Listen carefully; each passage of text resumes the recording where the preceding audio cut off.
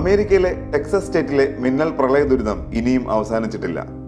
മരണം 109 governor Greg Abbott. 160-ലധികം പേരെ കാണാതായി.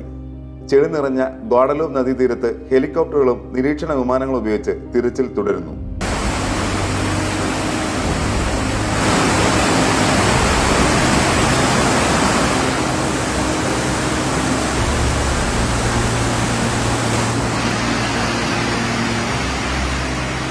സമീപ സ്റ്റേറ്റായ ന്യൂ മെക്സിക്കോയിൽ നിന്നും സമാന വാർത്തകളാണ് വരുന്നത്.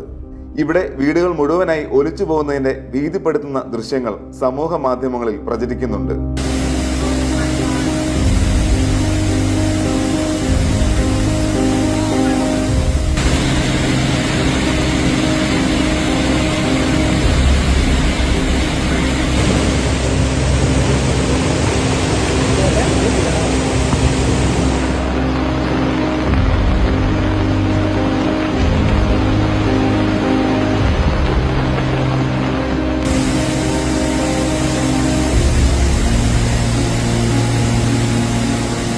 അൽ ബക്കർക്കിയുടെ തെക്ക് ഭാഗത്തുള്ള ചെറിയ നഗരമായ റുയിഡോസോയിൽ US ദേശീയ കാലാവസ്ഥാ സർവീസ് വെള്ളപ്പൊക്ക അടിയന്തരാവസ്ഥ പ്രഖ്യാപിച്ചിരിക്കുകയാണ്.